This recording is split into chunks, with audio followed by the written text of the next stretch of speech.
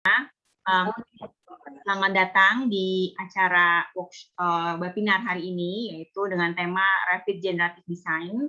Jadi mungkin di video awal Bapak dan Ibu sudah sedikit menyaksikan ya gambaran mengenai Rapid Generative Design seperti apa.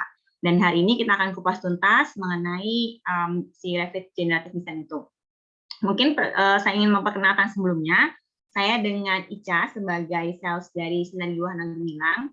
Dan hari ini akan mempresentasikan mengenai Rapid Generative Design adalah dengan technical kami, yaitu dengan Mbak Ristika. Halo Mbak Ristika, selamat siang. Selamat siang Mbak Ica. Ya, oke.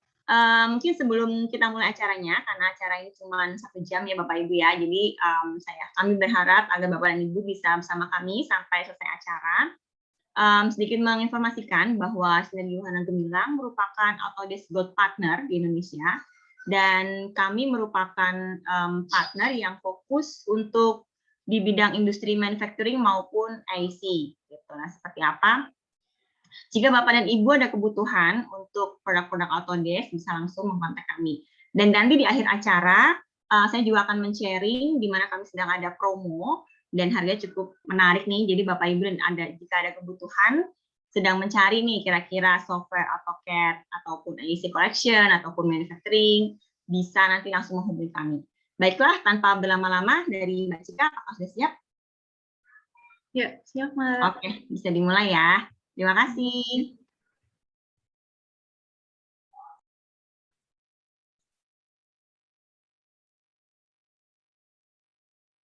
Oke, bismillahirrahmanirrahim. Assalamualaikum warahmatullahi wabarakatuh. Selamat siang semuanya. Perkenalkan, nama saya Ristika Berliana Dewi Andrianto sebagai Solution Specialist dari PT Sinergi Wahana Gemilang. Pada kesempatan kali ini, saya akan sedikit men-sharing mengenai Generative Design in Revit for EAC. Oke, langsung aja sebelum kita masuk ke materi, saya akan menampilkan video overview dari Generative Design. Introducing new generative design capabilities, now available in Revit 2021 with the AEC collection. With Revit's generative design capabilities, you can rapidly generate design alternatives based on your goals, constraints, and inputs. Then explore, optimize, and make informed decisions with your team. You'll get started with ready-made studies that you can use to explore and generate design alternatives based on your desired outcomes. Specify your goals, then leverage the power of generative design to create multiple design options. You and your team can explore and evaluate those options against your goals. And if you didn't get it quite right the first time, you can quickly iterate by running the generative design process again, tweaking the inputs and goals to find the best solution possible. These ready-made studies are starting points. You can completely customize these studies and add new ones through Dynamo to help meet your own studio and office-specific standards and challenges. For example, maybe your client wants to expand their building with a new wing. You need to optimize rentable space while minimizing cost. Generative design can help find the best outcome. Then you can take your design right into Revit for further development. Or maybe you're designing a new office and need to maximize the number of desks but minimize the distance to exits. Generative design can help you quickly create options based on your most important metrics, like desk count and aisle width, so you can find the most desirable solution. And if your client wants tenants to have great window views from inside the office, generative design can help identify the best spot to place furniture. You'll generate viewpoints in various locations, then use the graph to rank designs based on what matters to you most. These studies are completely customizable, and new studies can be added via Dynamo so you can create and discuss design options with your team. With generative design in Revit, you have the power to bring outcome-based decision-making to your design studies. Start using generative design with the AEC collection today.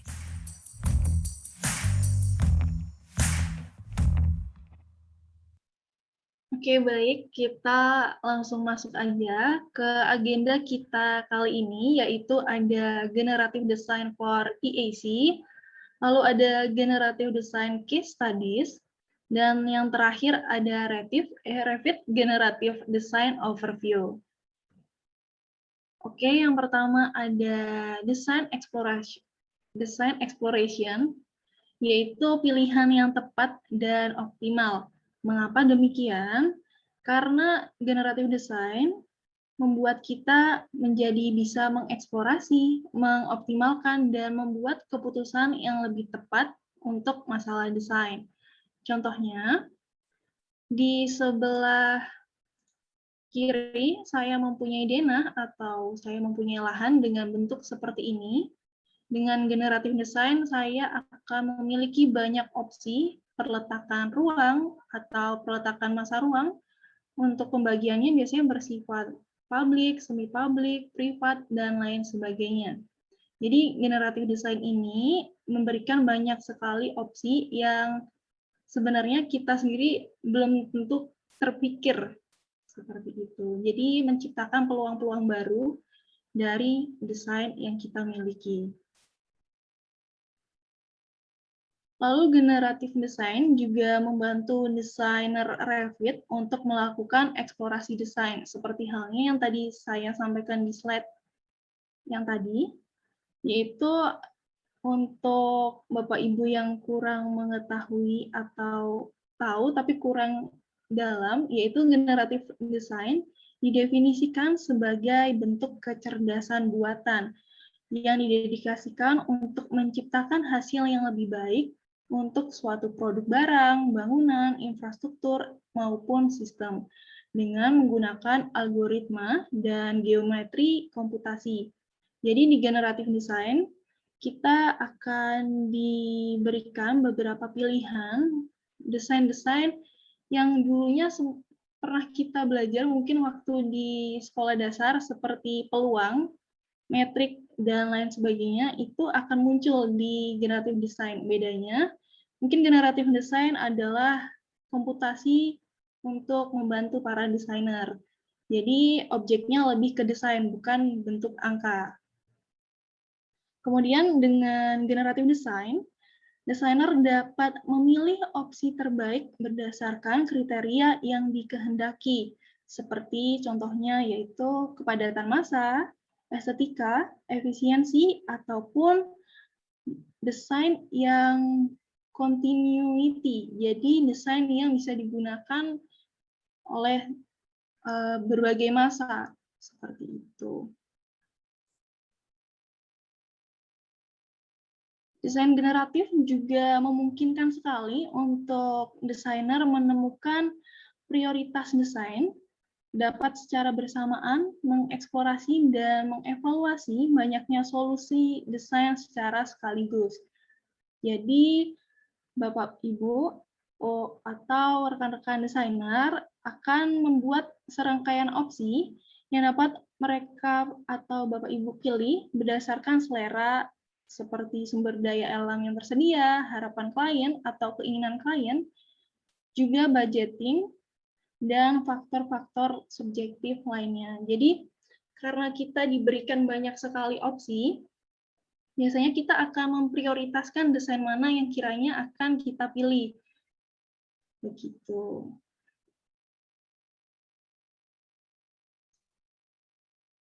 Kemudian masuk di masalah yang dapat diselesaikan dengan generative design. Jadi yang pertama ada stadium design atau desain stadion, yaitu bangunan publik yang memiliki massa banyak. Jadi karena massa banyak atau bangunan publik, pastinya banyak sekali waktu yang dihabiskan untuk mendesain perletakan kursi atau perletakan area performing atau area olahraga, kemudian ruang publik dan ruang privat. Maka dengan generative design ini, rekan-rekan dapat dengan mudah menemukan perletakan yang efektif dan optimal yang nantinya akan digunakan ke desain publik tersebut. Yang kedua, ada construction planning, yaitu kita dapat mengoptimalkan urutan, jadwal, biaya material, dan tenaga kerja. Jadi construction planning ini lebih ke proses pembangunannya.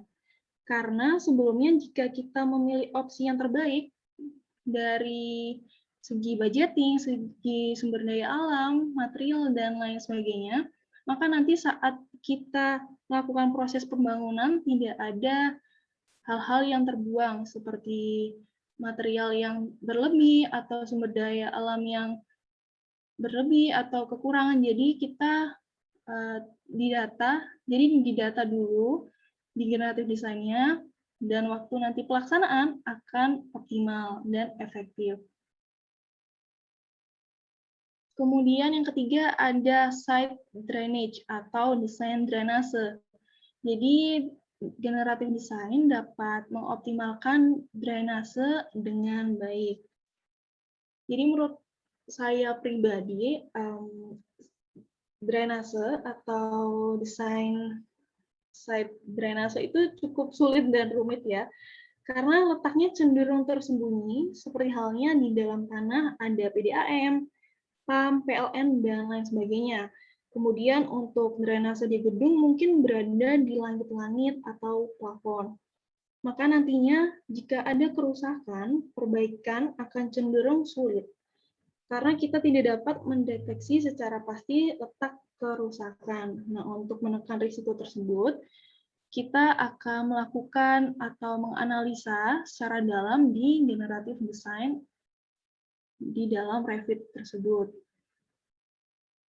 Jadi contohnya ketika saya mempunyai pipa air bersih, saya akan dihadapkan oleh beberapa pilihan. Contohnya pipa saya memiliki kemiringan 40 derajat, kemudian ada 30 derajat, ada 25 derajat, semuanya itu masing-masing jelas berbeda. Maka tekanan air juga makin berbeda. Jika makin miring, maka takutnya nanti pipanya akan bocor atau meledak karena debit air atau derasnya air tidak dapat tercover dengan pipa tersebut. Jadi lebih baik kita menggunakan generatif design untuk segala desain, lalu segala sistem, baiknya menggunakan generatif design. Lalu ada neighborhood planning, yaitu merencanakan lingkungan, yaitu kita dapat mendukung untuk seperti pembukaan lahan baru untuk pemukiman ataupun perumahan. Biasanya tahap awal akan menentukan layout, yang nantinya kita akan menempatkan seperti ruang publik, rel jalan, kemudian ada got atau gorong-gorong, kemudian ada layout rumah-rumah tipe-tipe, masing-masing kan jelas berbeda.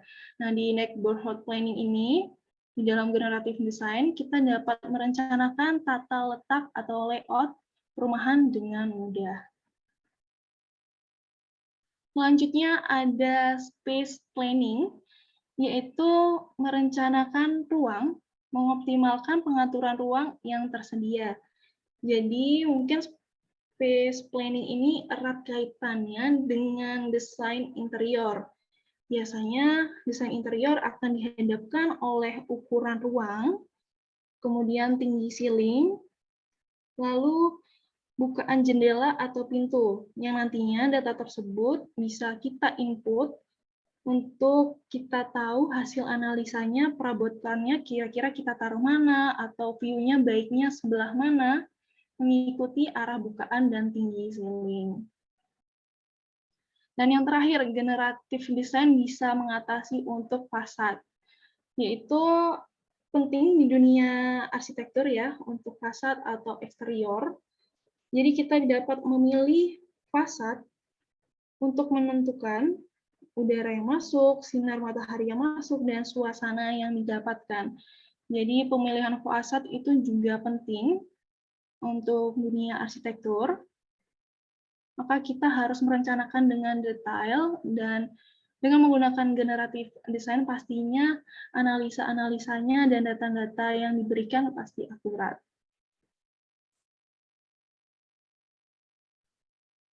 Kemudian benefit dari generatif design, untuk dari segi desainernya, desainer akan menghasilkan beberapa opsi menggunakan komputasi. Kemudian kita juga dapat menjelajahi opsi sambil berfokus pada solusi yang baik. higher performing solution. Kemudian kita juga dapat menambah wawasan dengan mempelajari hubungan data yang kita input dan skala atau hasil yang kita dapatkan. Jadi kita bisa kira-kira, kita bisa belajar juga ternyata ada desain-desain yang sebenarnya tidak terpikirkan tetapi bisa dibuat di generative design. Kemudian ada make more informed, yaitu membuat keputusan yang lebih tepat dalam waktu yang lebih singkat dengan memanfaatkan apa yang dipelajari dalam setiap studi. Kemudian workflow benefit-nya yaitu ada lebih banyak literasi atau iterasi dan kemungkinan desain. Jadi banyak sekali desain yang akan dimunculkan. Kemudian ada penghapusan aspek proyek yang memakan waktu. Jadi generative design pasti akan mengeliminasi proyek yang memakan waktu cukup lama. Kemudian kita juga dapat menghemat waktu dan mengurangi biaya. Lanjut, kita juga dapat mengambil keputusan berdasarkan data. Jadi untuk desainer atau owner ketika kita memilih desain, kita tidak bisa memilih karena segi estetikanya saja, tidak bisa memilih karena oh saya serak dengan desain ini, oh tidak bisa, karena dengan generative design kita akan memaparkan data yang cukup jelas dan analisa yang baik. Kemudian reduce in waste, jadi mengurangi limbah, jadi tidak ada pengerjaan berulang. Kemudian early decision making, jadi mengambil keputusan lebih cepat dengan klien. Kemudian untuk keuntungan dari segi bisnis, generative design memiliki tingkat kepuasan owner lebih awal. Jadi bisa dinilai owner dengan menggunakan generative design sangat puas karena penggunaannya cepat, mudah, lalu hasilnya banyak sekali ditampilkan opsinya. Kemudian juga dapat meningkatkan profitabilitas dan mengurangi perubahan desain dengan menggunakan otomasi. Jadi tidak ada pengerjaan berulang. Kemudian ada mengurangi biaya siklus proyek dan mengoptimalkan berbasis data. Dan yang menarik adalah kita dapat mempertahankan dan menumbuhkan budaya inovasi menggunakan teknologi terbaru. Jadi dengan kita menggunakan generative design, kita sudah mensupport teknologi atau kita juga sudah mengikuti perkembangan zaman. Seperti itu. Masih di future, masih di masa depan. Jadi, the future of work powered by generative design sesuai dengan visi Autodesk tentang the future of work dengan menggabungkan pemikiran kognitif kita sebagai manusia yang dikolaborasikan dengan komputasi atau komputer. Jadi, kita sebagai manusia adalah yang memiliki base data, kemudian dikolaborasikan atau kemudian dibantu oleh komputer dengan memberikan geometrik, lalu seperti peluang-peluang desain. Jadi pekerjaan desain kita jauh lebih cepat dan mudah. Jadi generative design juga memberikan kebebasan kepada arsitek, insinyur, dan desainer untuk merancang desain yang responsif untuk nilai dan data. Kemudian mengurangi upaya yang diperlukan untuk pradesain dan skematik. Lalu peran desainer lebih penting dari sebelumnya untuk mengimplementasikan dan mengeksplorasi opsi desain yang membuat kriteria desain. Jadi peran desainer di sini sangat penting karena dia sendiri yang membuat kriteria desain.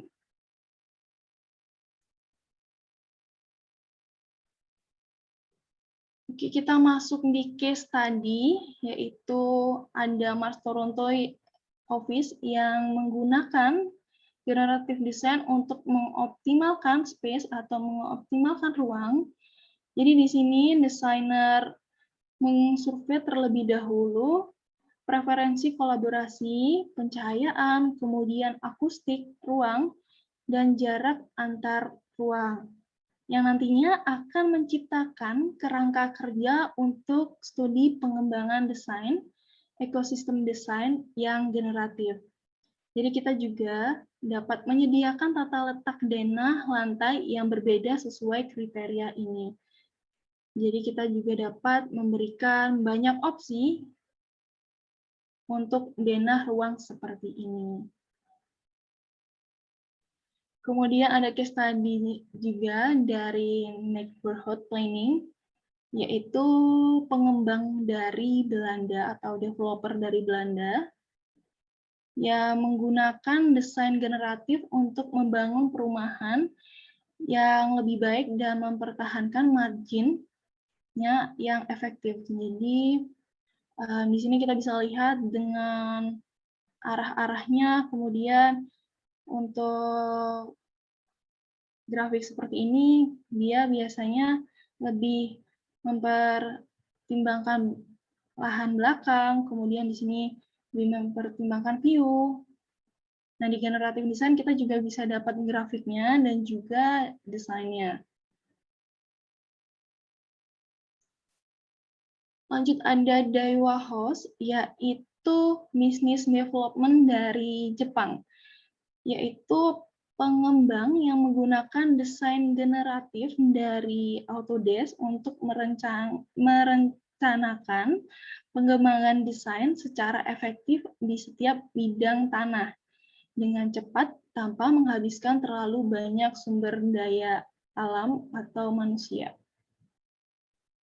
Jadi di sini di Daiwa House itu menggunakan generative design pada lahan ini, jadi kita bisa tahu kira-kira bentuk bangunan kita akan diarah orientasinya seperti apa, seperti itu. Dan di sini juga akan ditampilkan grafik-grafiknya mengarahnya kepada entah view, entah lahan belakang, entah pencahayaan, dan lain sebagainya.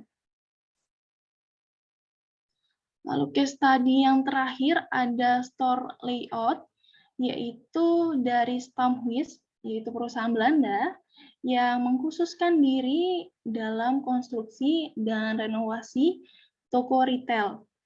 Jadi mereka menggunakan desain generatif untuk menciptakan desain ruang retail untuk para pelanggannya dengan waktu singkat. Lalu di sini biasanya Stamhuis ini menggunakan generative design untuk merancang perencanaan ruang dalam atau penempatan perabotnya. Begitu. Jadi tata letak toko lebih baik dan pekerjaan lebih cepat selesai. Karena daripada kita membuang waktu untuk menata perletakan rak, perletakan lorong, perletakan kasir, lebih baik menurut Stamhuis kita mendesain background-nya. Gitu. Oke, saya akan menampilkan video dari generative design yang enhancement. Bisa disimak bersama-sama.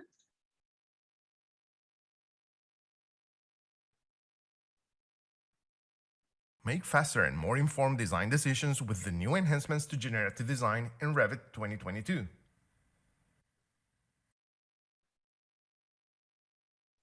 Revit 2022 ships with new out-of-the-box sample study types that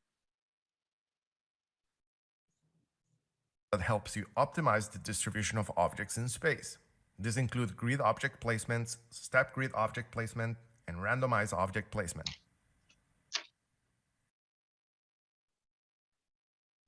Expedite generative design studies with a new option for saving default settings, including default method, number of solutions, and seed value.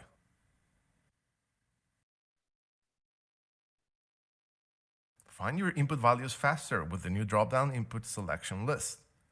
Drop-down nodes in your Dynamo graph can be set as inputs for an improved user experience.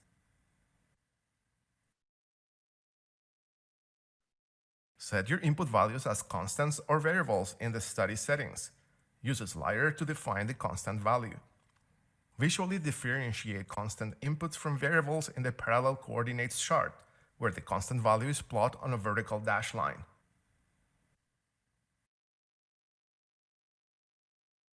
Organize and share study types easily with the new options to consolidate your studies using custom folder path.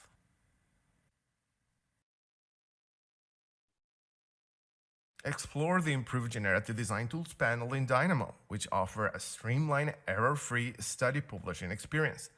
Resolve missing packages automatically, receive alerts for issues in the graph, and detect missing remember nodes. Achieve better design outcomes with these enhancements to generative design in Revit 2022.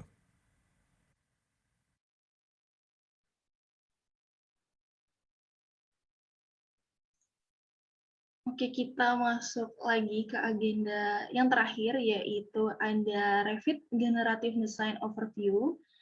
Jadi sebelum rekan-rekan mengakses Generative Design, maka rekan-rekan harus menginstal terlebih dahulu Revit, dan sebelum menginstal pastikan rekan-rekan sudah memiliki license-nya. Jadi dengan Generative Design, dia terinstal secara otomatis di Revit. Jadi kita tidak perlu double install karena Generative Design include atau masih di dalam Revit. Lalu update-nya via Autodesk Desktop Apps dan Revit Updates. Kemudian tersedia 14 bahasa yang disupport juga dengan Revit. Oke, yang pertama caranya kita adalah meng-create study. Jadi kita masuk dulu ke Revit, kita create study, kemudian kita define the study untuk memasukkan data atau menginput data. Oke, saya contohkan langsung ke aplikasinya, ke Revit. Oke, di sini saya punya contoh bangunan. Dan cara kita untuk mengakses Generative Design adalah kita memilih atau mengklik kolom manage ini. Nah, di sini kita ada tulisan create study dan ada export outcome. Jadi kita klik dulu create study-nya untuk membuat objek Generative Design.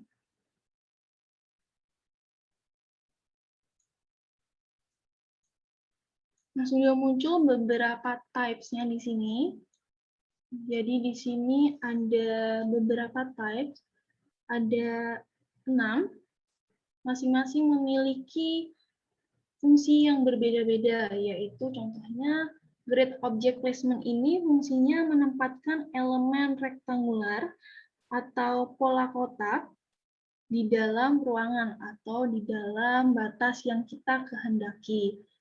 Nah, untuk masuk atau input data, kita klik saja, nanti akan otomatis ke Define Study. Di sini kita bisa input studinya mau dibuat seperti apa, kemudian variabelnya, konstannya, seperti itu.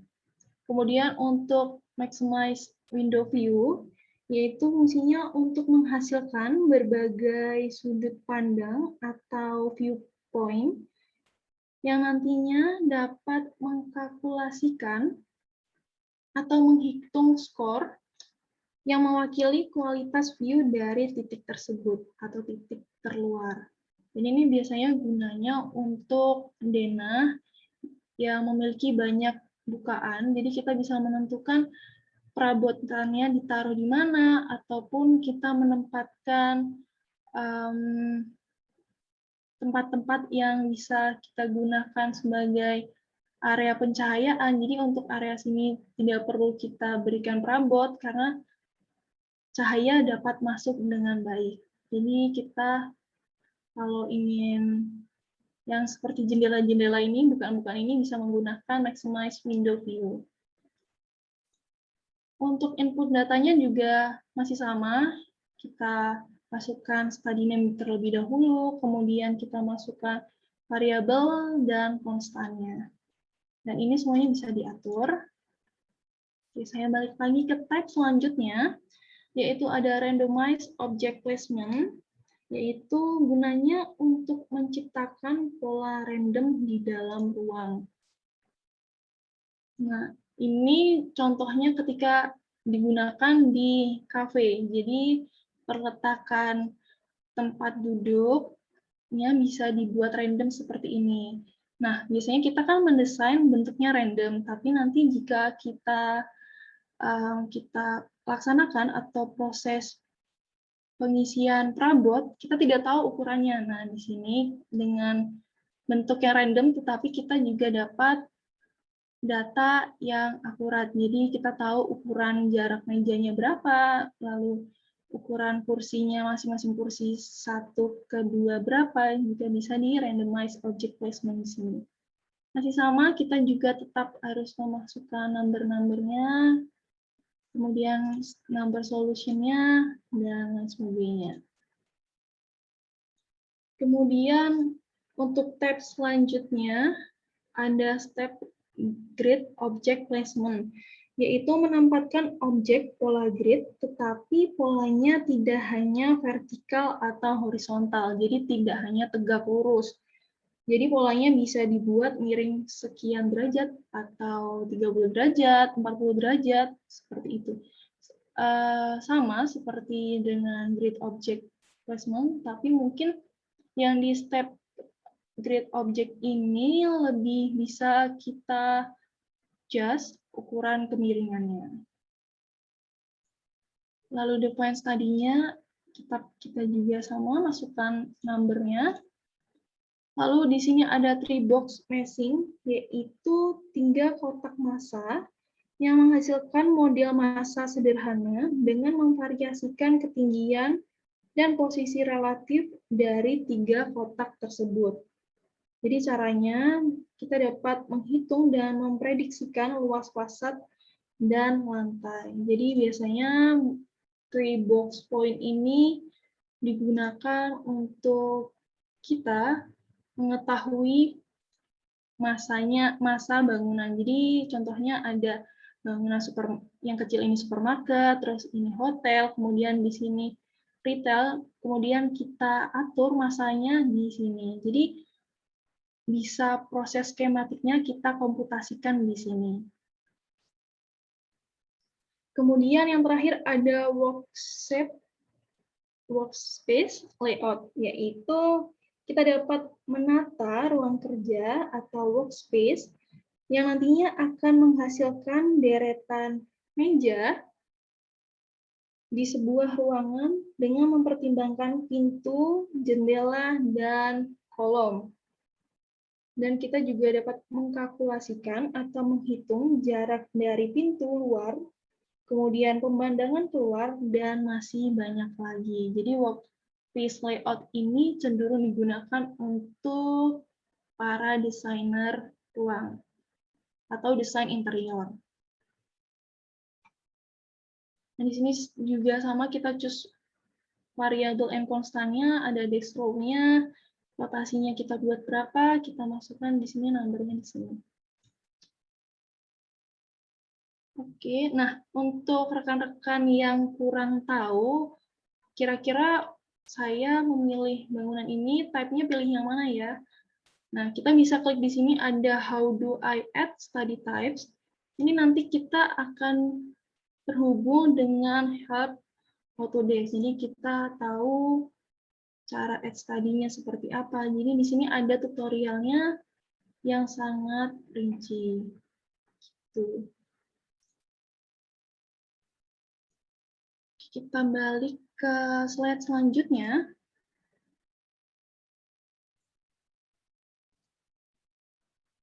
Define the study adalah input yang tadi sudah saya paparkan, tadi saya jelaskan. Lalu di sini ada explore outcome. Jadi setelah kita menginput data di define the study, maka akan muncul explore outcome-nya.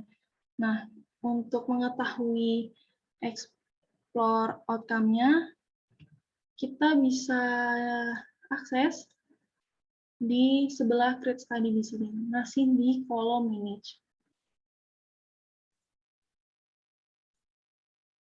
Kemudian all user can access generative design from Dynamo for Revit. Jadi pengguna generative design atau ketika kita ingin masuk ke generative design, kita bisa melalui Dynamo. Kemudian ada beberapa opsi juga, yaitu masih sama, yaitu masih ada create study, export outcome, bedanya ada tambahan export for generative design. Oke, pertama caranya kita masuk ke Dynamo, masih di manage. Kita klik terlebih dahulu Dynamo-nya.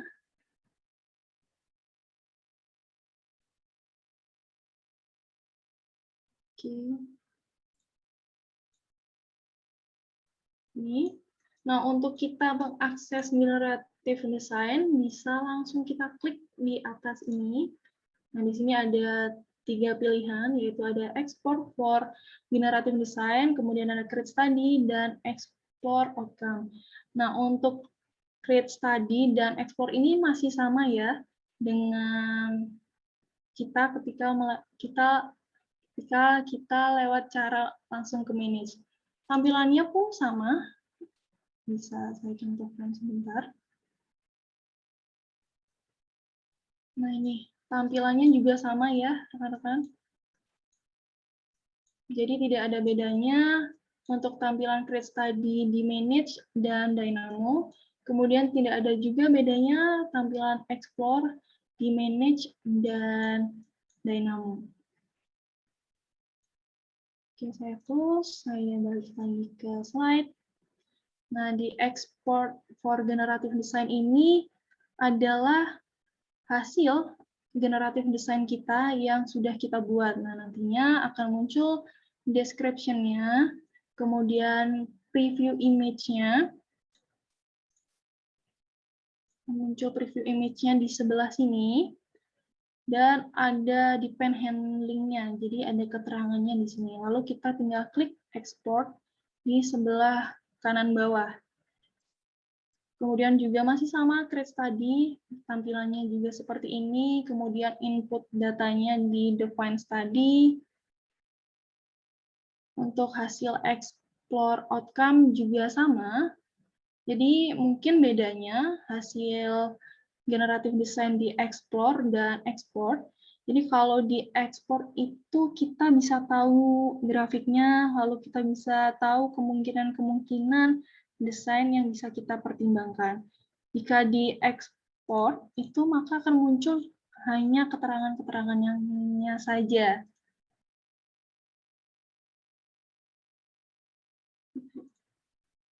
Oke, kita sudah di summary of generative design, future by license. Jadi ringkasannya, create study, export outcome for Revit Ribbon, lalu select Revit dan create Revit termasuk di Revit standalone. Jadi dia berdiri di Revit sendiri. Kemudian untuk sisanya masih di dalam koleksi EAC Collection. Seperti itu. Online help yang seperti tadi saya contohkan juga masih di Revit Standalone dan EAC Collection or Enterprise. Oke, untuk rekan-rekan yang ingin mengetahui lebih lanjut atau ingin tahu generative design secara jelas, rekan-rekan bisa mengakses Revit Help atau generative design primer, atau dari link atau generative design yang tadi sudah saya contohkan, yang ketika kita klik akan muncul langsung di browser. Seperti itu. Oke, kita sudah di tahap akhir. Jadi rekan-rekan jika ada pertanyaan bisa di-drop langsung di kolom chat.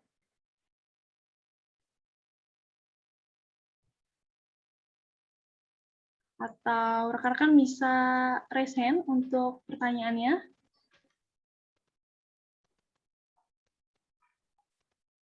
Baik, apakah ada pertanyaan dari Bapak Ibu sekalian?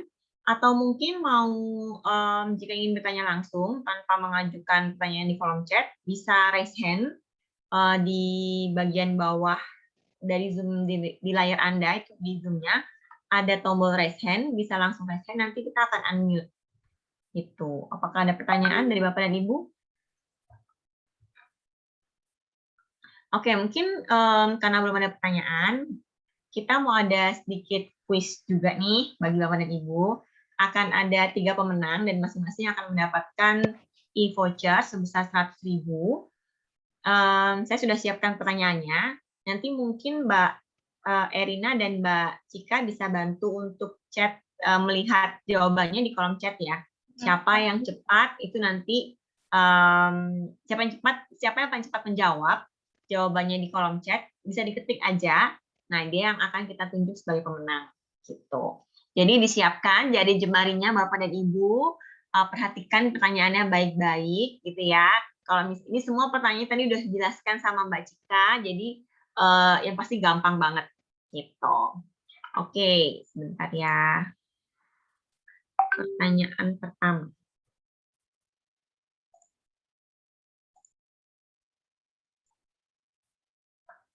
Nah, pertanyaan pertama ya. Bagaimana cara menginstal generative design? Oke. Apakah ada yang tahu bagaimana cara menginstal generative design? Bisa langsung di Pak Rusdiansa mau menjawab langsung? Saya unmute ya, Pak.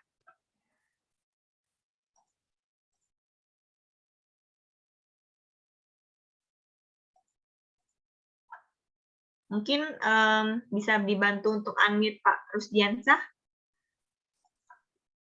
Sudah saya unmute, Mbak, tapi Udah ya? belum. Silakan Pak Rusdiansa. Mau menjawab secara langsung atau mungkin ada pertanyaan?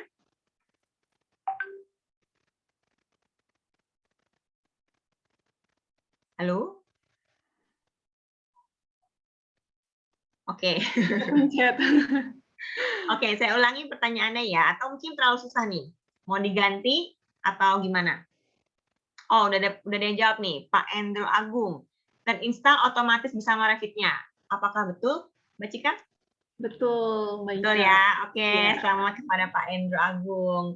Nanti mungkin bisa nanti akan kami hubungi ya Pak untuk minta data lengkapnya ya. Oke, pertanyaan yang kedua. Apa tujuan dari desain generatif? Apa tujuan dari desain generatif? Ini juga tadi sudah dijelaskan sama Mbak Cika pada saat presentasi tadi. Dan jawabannya cukup gampang ya Mbak Cika ya. Sangat mudah sekali ya. Udah ya. Atau mungkin Mbak Cika mau kasih clue-clue nih. Biar pesertanya bisa ini jawab nih. Jadi Ada berapa kata gitu atau dimulai dari huruf apa? Jadi Apa tujuan dari generative design? Okay. Atau mungkin ini Mbak Cika kasih beberapa pilihan ya. Ada 3 pilihan. Oke, nanti silahkan peserta bisa langsung menjawab A, B, atau C. Silahkan Mbak Cika. Opsi jawabannya. Oke, tujuan generatif desain yang pertama membantu kita memberikan analisa struktur.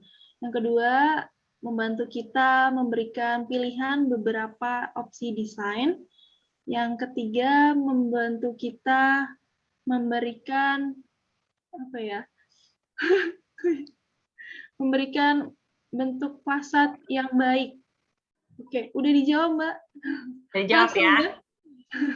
Benar jawabannya nomor 2 ya? Ya, langsung nomor 2. Nomor 2 tadi apa Mbak Cika? Mungkin bisa diulang? Yang bisa memberikan pilihan untuk beberapa desain. Bisa memberikan pilihan untuk beberapa desain ya. Oke, kita udah dapet nih pemenangnya ya, Pak Rusdiansa. Benar ya? Oke. Oke, selamat buat Pak Rusdiansa. Nanti kita juga akan kontak Bapak ya untuk verifikasi datanya ya. Nah, sekarang pertanyaan terakhir. Fungsi workspace layout. Oke, fungsi workspace layout adalah, mungkin bisa di betul ya. Selamat Cepat ya, kepada Mbak Ibu Kristi. Kristi Maria. Selamat Oke, ya Bu ya. Nanti kita juga selamat. akan kontak Nah, untuk verifikasi data ya. ya. Baik, dari yang lain mungkin ada pertanyaan yang mau diajukan? Kalau tidak ada, saya mungkin akan mau, sebelum kita akhiri acara hari ini, saya akan sedikit sharing mengenai promo yang tadi saya sudah sebutkan di awal. Sebentar saya akan share screen.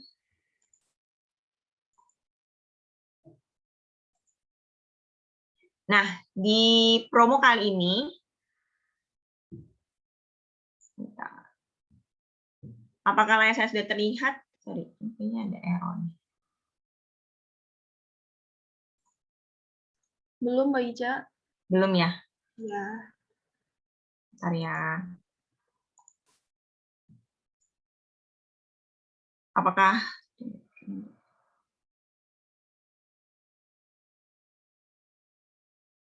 sudah belum ya? Udah. Sudah ya, tapi bukan ini ya, bukan promonya ya.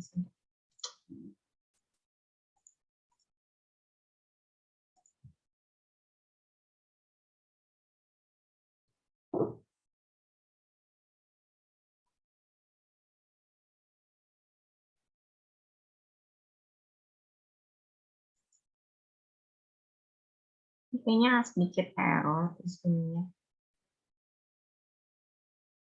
Oke, nanti mungkin kayaknya Zoom saya lagi ada sedikit kendala teknis, Bapak dan Ibu, mohon maaf.